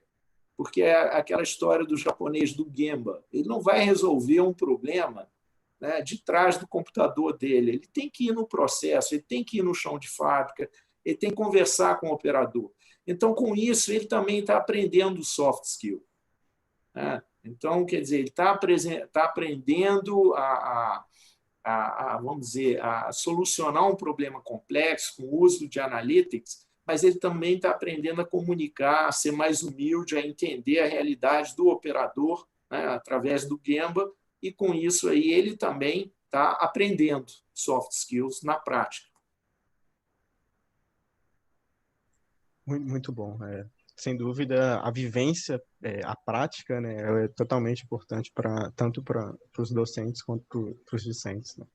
E aí agora uma pergunta mais específica um pouco. A Clarissa Noteriano queria saber um pouco da opinião dos palestrantes sobre o ensino da gestão ágil e enxuta para os alunos de engenharia e o que vocês acreditam sobre isso, como que vocês acham que pode ser feito através da parte mais prática, né, talvez com exemplos da indústria, o que vocês acham? Podemos começar de novo pelo Alexandre, depois pelo Deixa eu complementar essa provocação, Paulo. Colocar os dois palestrantes na gestão, né, de um curso de engenharia, né? Como vocês fariam, o que vocês mudariam para melhorar a formação do engenheiro, nessa linha da pergunta? Bom, vai lá, Alexandre, vai lá, depois eu falo. Se eu puder começar, eu acho que colocando aí também o que o Almir acabou de mencionar, quer dizer, eu tento num curso, eu daria muita ênfase também para o engenheiro. A gente sabe que engenharia de produção já tem muito disso, mas eu acho que para as outras especialidades, engenharia mecânica, civil, eletrônica, eu daria também foco para a parte de simulação numérica, tá? Ensinar o engenheiro, tá, a fazer modelagem, tá? Porque isso também tem a ver com a questão do Lean, do Agile. Quer dizer, por exemplo, dentro do programa de estagiário nosso, eu brinco com a turma lá, porque a gente tem um plano de carreira para estagiário. Quer dizer, se ele é um bom estagiário e ele forma, a primeira tarefa dele, ou a primeira posição dele da empresa, é ele trabalhar como analista de performance, que o cara tem ele tem 1 ano e 2 anos de experiência com Lean Management, entender o fluxo da empresa, independente se o cara é engenheiro mecânico, engenheiro de produção, ele tem que ter essa vivência de gestão de fluxo, processo, informação e simplificar processos. E, ao mesmo tempo, ele tem muita experiência também em interagir com o pessoal do chão de fábrica. Se o cara faz bem esse processo lá, essa etapa, né, de engenheiro de performance, depois aí ele pode, né, a gente dá a opção para ele, se ele quer entrar mais na área de qualidade, pesquisa e desenvolvimento e inovação, ele pode seguir aquela trilha, carreira em Y, ou se ele quer virar um gestor, né, um futuro gerente, aí ele vai para a fábrica. Já tendo essa bagagem também, primeiro de experiência com Lean Management, né, usando metodologia Agile na solução de problemas, como eu falei, equipes multidisciplinares, e se ele já tiver da universidade, que foi o ponto do Almir, também já algum treinamento nessas ferramentas, modelos de simulação, de fluxos, de processo, isso aí vai ser um ganho muito grande. Tá? Eu acho que o que tem nos ajudado bastante, entrando um pouco nessa parte de simulação, né, de elementos finitos, acho que isso aí agiliza bastante, realmente é uma coisa que a universidade, acredito que já faça, né, em alguma cadeira, porque, né, praticamente hoje tudo é simulação, né, para se fazer depois uma prova física, passou por muita simulação anterior, e isso encurta os tempos de desenvolvimento bastante, né, então é uma parte. A parte do Agile, né, eu vi que alguém postou ali que já trabalha com Scrum, né, em algumas cadeiras. Eu acho que é bem simples, né, talvez é definir no currículo, né, metodologias ágeis para que o aluno já entre em contato com essas metodologias e já saiba como é que funciona, né, ou passe por ali algum projeto, né, já dentro da cadeira que vai exigir que ele trabalhe multidisciplinar. Mas aí é que tá, por que eu preciso dessas coisas, né? Por que eu faço metodologia ágil, Scrum, etc. Primeiro, porque eu preciso resolver um problema de forma rápida, né, ágil, né, e chegar à melhor solução possível, né, dentro desse desafio. E, geralmente, a metodologia ágil envolve profissionais de outras disciplinas, né?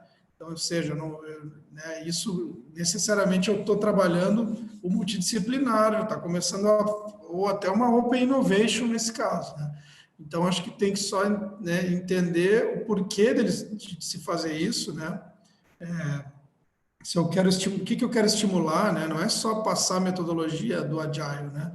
O que eu quero estimular com isso, né? Que se abra mais, né, para outros pontos de vista, né? Enfim, então acho que tem que ter um objetivo, mas eu colocaria como pauta né, o método ágil como pauta dentro do currículo, né? Não sei em que esfera ali, né, de disciplina, mas deveria fazer parte, porque isso vai acontecer no mercado de trabalho. Mesma coisa, né? Simulação, enfim, vai acontecer no mercado de trabalho, as indústrias já estão usando. Então, acho que talvez fazer uma análise, né, do que são as melhores práticas, né? O Lean também, enfim, nós usamos Lean aqui já há bastante tempo, Shop Floor, essas coisas. Então, tem que tentar entender, assim, o que está acontecendo de melhores práticas, talvez, no mercado, em todo esse conjunto, né, de ferramentas, e colocá-las, de alguma forma, né, dentro das disciplinas, né? Isso pode ser que traga um profissional para palestrar ou faz uma dinâmica com os alunos, independe, né? Mas eu acho que esse contato, ele é necessário. Aí, né, tem que ver em que ponto do curso, né? Se mais para o final, mas é necessário porque é o que vai acontecer na prática, né? Depois, né, dentro das indústrias. Entendi, legal. Agora a gente já está encaminhando para o final, tem mais uma discussão, acho que maior, assim, pelo que foi mais comentada né, nas perguntas, mas antes disso tem uma pergunta bem rápida, diretamente para o Petras, que é, no que tange que a Ingrid Reis que fez, e ela queria saber que no que tange inovação, se apresentou um conceito, né, um gráfico que traz inovação como agregar um valor novo a uma informação, a uma atividade. E naquele gráfico que você apresentou, onde que você acredita que as instituições de ensino, no geral, no nosso país, elas mais precisam inovar? E no gráfico, onde que o nosso sistema de ensino se enquadraria, né? Eu demorei para ela, respondendo para ela, eu demorei acho que uns 5 anos para montar aquele gráfico ali. Porque cada vez que eu ia tentar montar o funil das ideias, eu me fazia várias perguntas, tá? Mas essas ideias estão sendo criadas por quem? Como é que é essa interação, né?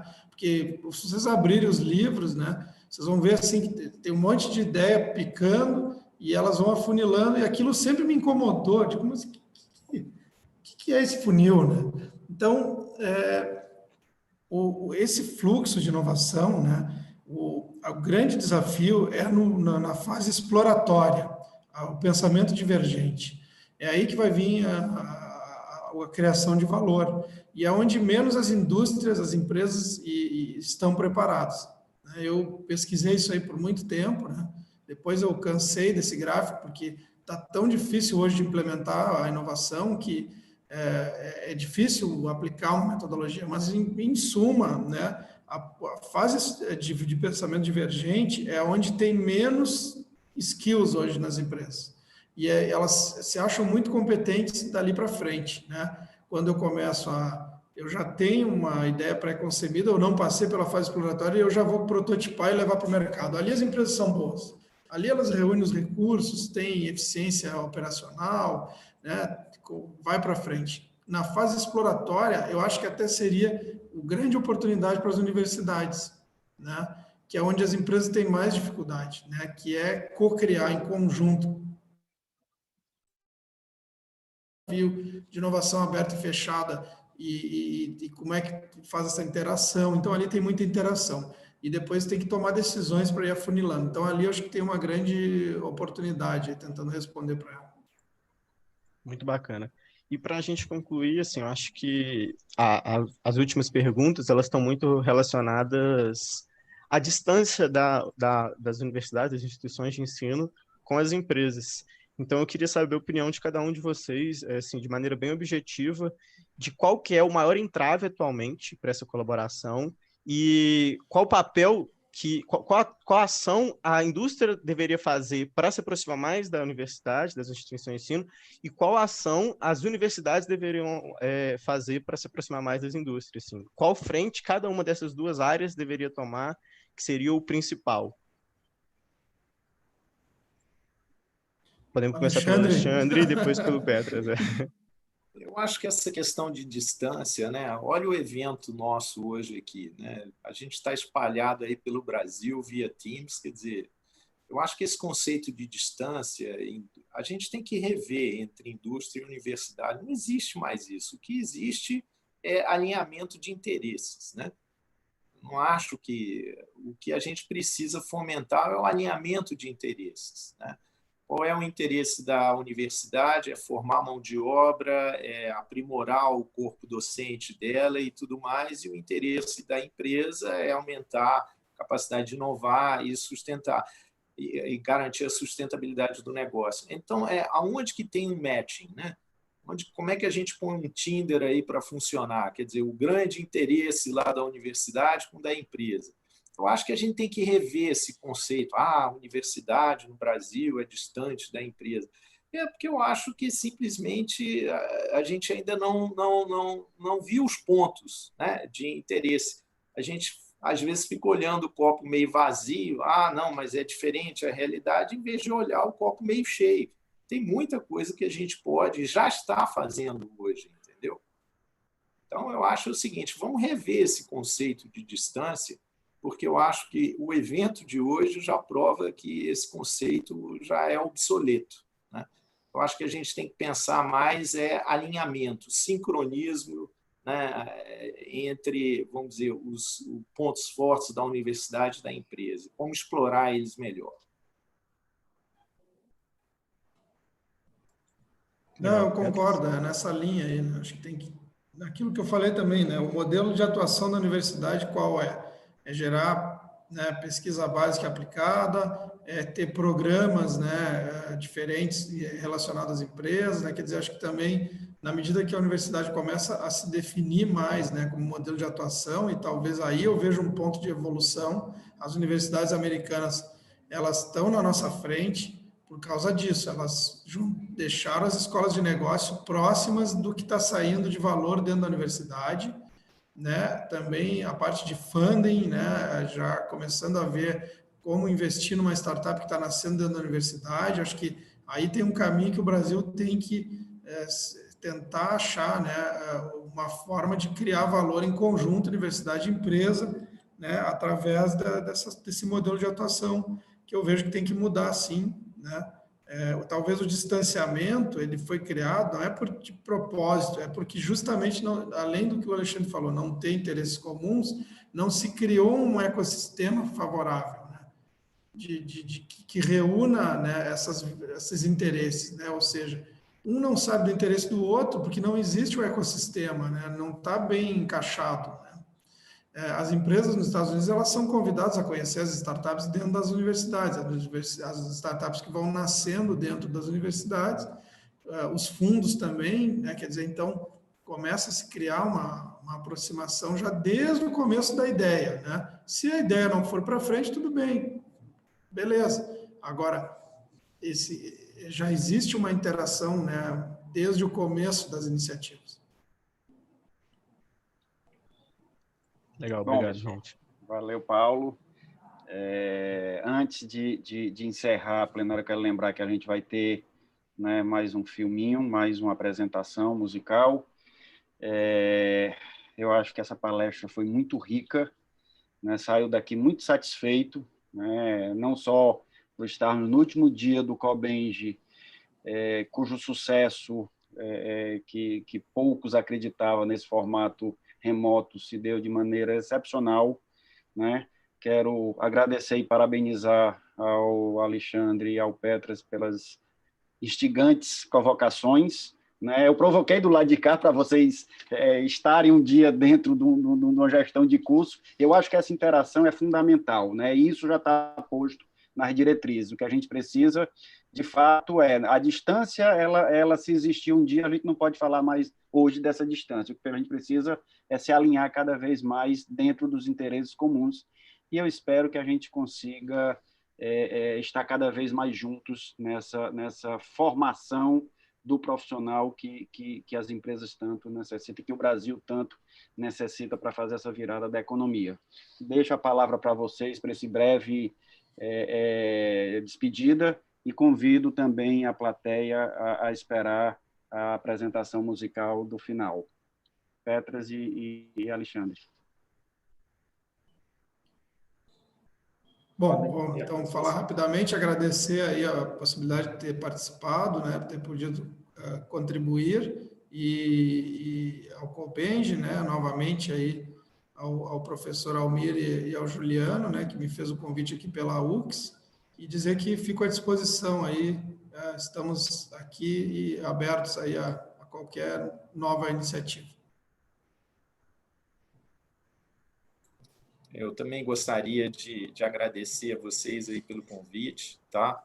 Ao Almir, tá? Ao Vanderly, e realmente acho muito importante esse tipo de interação que a gente está tendo, e desejo a vocês aí, a associação aí, muito sucesso, né? Realmente trazendo cada vez mais próximos aí, fomentando esse alinhamento entre as empresas e a universidade. Muito obrigado. Muito obrigado mais uma vez. Ana, é contigo.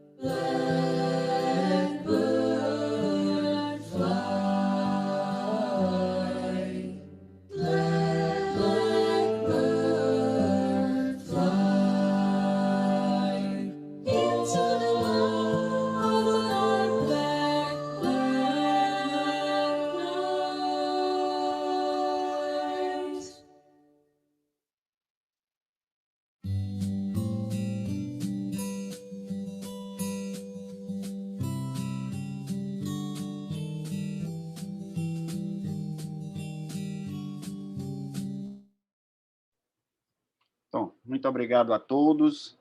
Gratidão especial aos congressistas que nos acompanharam nessa plenária número 4. Grande abraço, fiquem em paz, fiquem bem.